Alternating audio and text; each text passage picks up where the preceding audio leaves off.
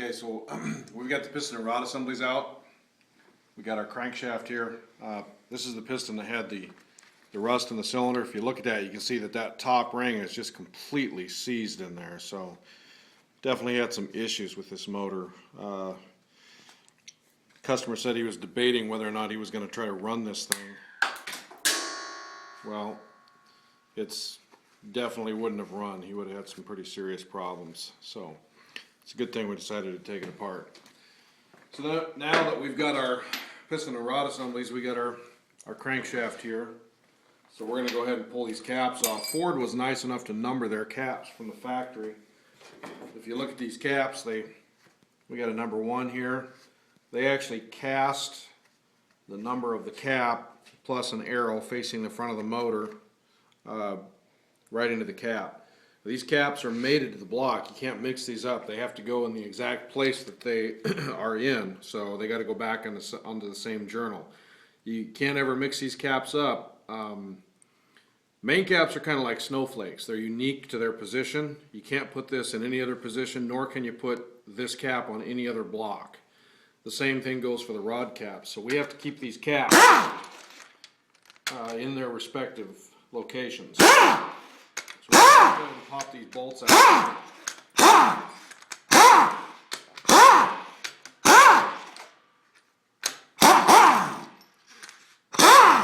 Once you get the bolts out, it's relatively easy to get these off. The best way I've found to get the caps off of here is we want to just take a hammer and just kind of pull the bolt out like that and just tap on it, and you'll get your bolt out of there. So there's our main bearing, and again we want to look at the main bearing and look for a size, and this, I don't really see a size here. These actually look like Ford bearings. We had, yeah, this is an original Ford bearing, and it looks like it's standard. So I think what they may have done is they might have just replaced the piston and rod assemblies, and they may have just done an in-chassis rebuild on this thing, because we've got the main bearings are original. It definitely had the crank reground on the rods anyway, because it had 10 under bearings, but it looks like the main bearing. Ooh, we got a problem here. If you take a look at that, you see how we're down to the copper in that bearing? That is definitely a problem. That means we had some pretty serious wear going on in this thing. So we are definitely on the right track here, taking this thing apart. Now this is our, number 3 is our thrust bearing, and it's a flanged bearing, and if you take a look at this, we're down to the copper here too. We had some issues with this motor.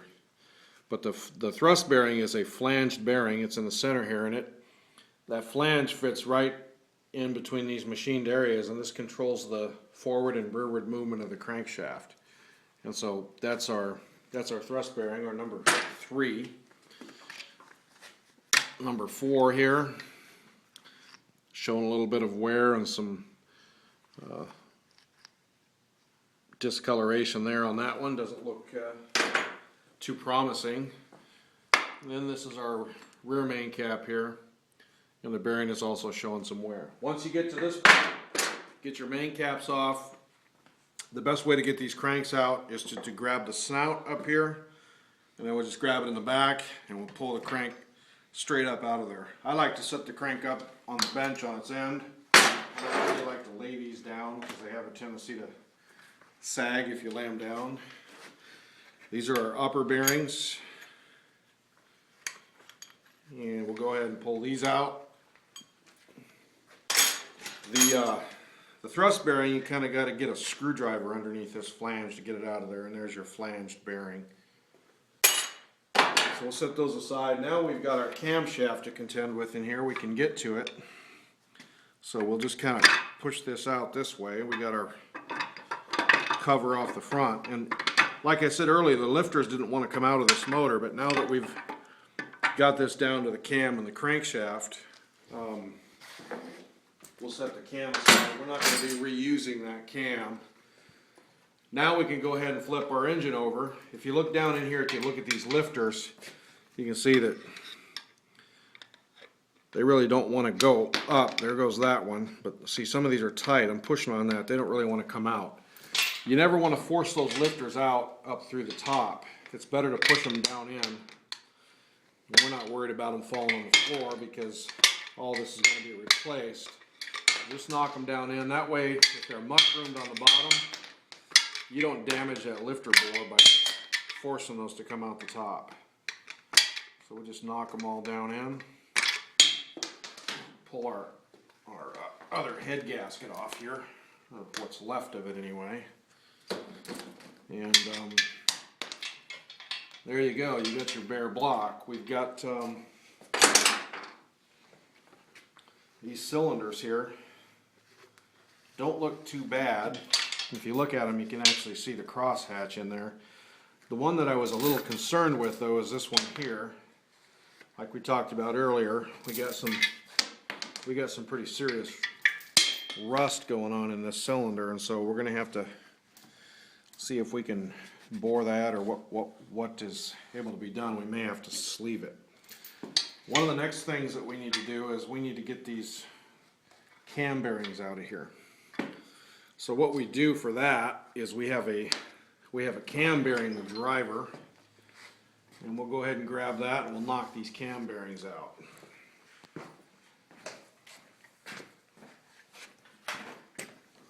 That cam bearing is pressed into the block. So we just take our cam bearing driver here. This is our cam bearing driver, and it's adjustable.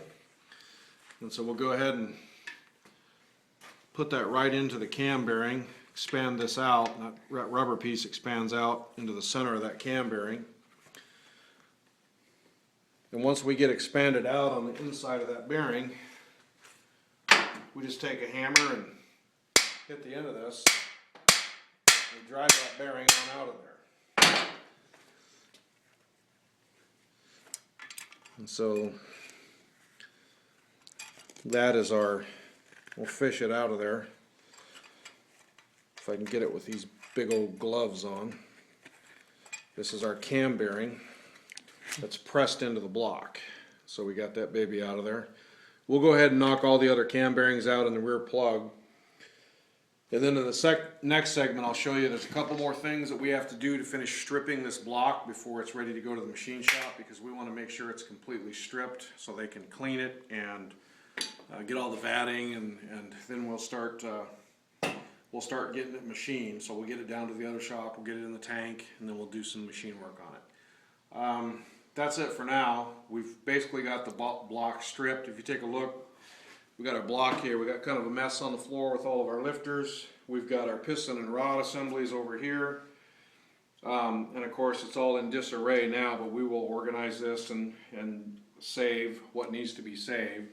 We got our crankshaft, our camshaft. One of the things that's real important that I would highly recommend that you do is take your main caps. Once you get the